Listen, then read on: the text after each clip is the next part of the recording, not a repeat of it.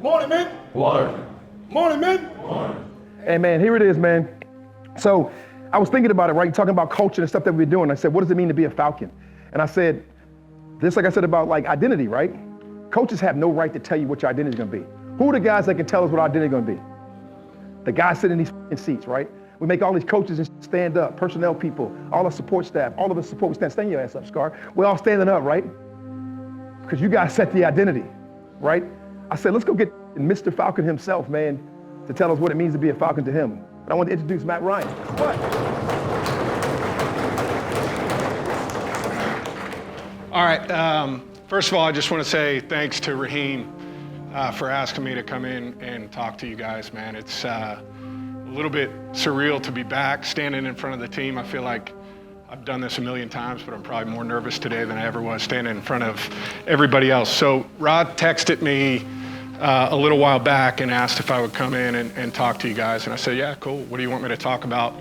And he's like, what it means to be a Falcon. And I was like, that's kind of a heavy thing to talk about because, you know, for 14 years, this was my life, right? Coming in, sitting in the meeting rooms, working out on the practice fields, just trying to do everything I could to help this team win.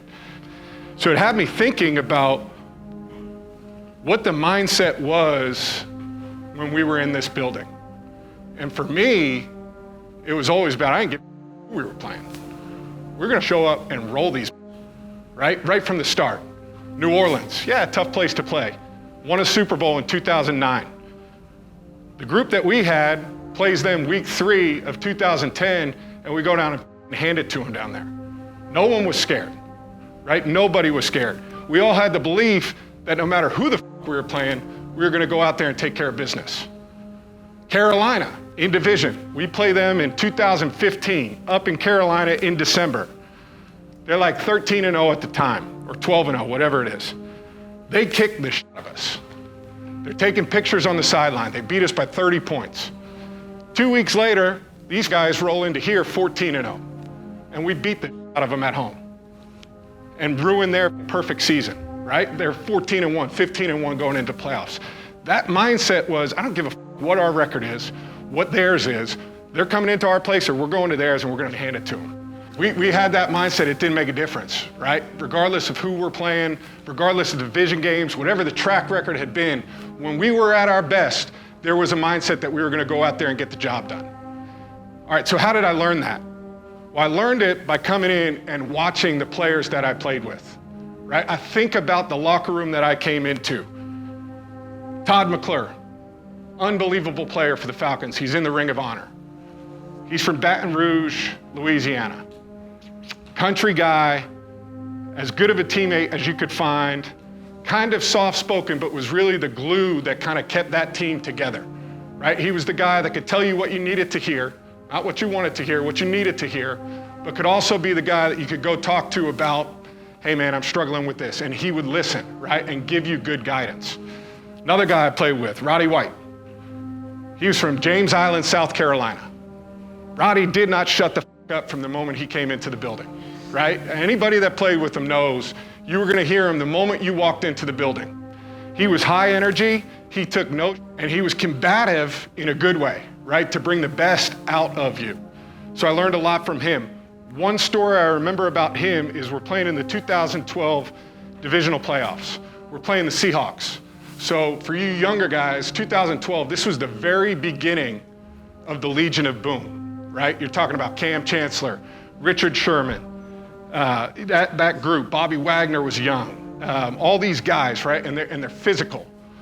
And we start the game off, and Roddy's our Z, right? Roddy, at this point, had probably had 5 consecutive 1,000-yard seasons. He was one of like the top receiving players in all of the NFL for 5 years. But the play I remember is the first play of the game. We're running duo or weak inside zone. I can't remember which it was, but Roddy had to block force on the backside. And they're playing 3 buzz, and Cam Chancellor is the little buzz player right here. And Roddy comes down, I go back, I hand the ball off to the left, set up my play fake, and I see Roddy come screaming out of the middle of nowhere and fucking decleat Cam Chancellor. And he gets up and he starts talking and he says, yeah, I'm gonna be here all day, mother. And he was.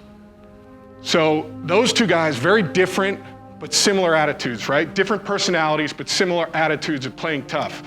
The last guy that I'll talk about is Tony Gonzalez, and he came in my second year. And he's out of Huntington Beach, California, right? His personality could not be more different than Todd McClure, than Roddy White. He was chill, right? Like nothing fazed him, everything was always good. He kind of moved slow. He might have showed up late a handful of times, but he showed up and knew how to play on Sundays. He was also a guy that had been around the league forever and was that guy that you could go to in the locker room, right? You could pick his brain about certain things that were going on at home, certain things that I should be doing with the diet standpoint, just kind of a wealth of information. But my point is, you know, I came into this league and saw this locker room that had all these people from different places. And every team I've been a part of, whether it's here, Boston College, Indianapolis, doesn't make a difference, right? Every locker room says this, right? We got people from all over the place that are coming together to work towards a common bond. The difference here in Atlanta is that the city is the exact same way. You gotta earn it from them. And when you do, this city goes on fire. Trust me. Ra's been a part of it. I've been a part of it. Jake's been a part of it. When you get rolling here, this city comes on fire. And my challenge to you guys is to get it back rolling. Because to me, what it means to be a Falcon is to go out there and earn it every day. That's how you get it in this league. Nothing's given, everything is earned. I'm pulling for you guys. It's gonna be fun to watch you this year. Ra, thank you, man. Hey man, we got one more thing, bro. You know, and this guy is the best Falcon of all time.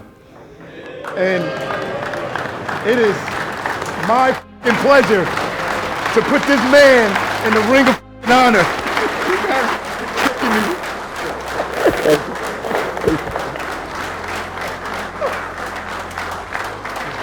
I got nothing to respond to. Bro, it's like one of the biggest honors you can have when you have with your team, you have with your teammates, you have with your guys. Hey guys, man, enough said, man. Matt Ryan, Ring of Honor guy, man. Break it up, man. Get with your coaches, man.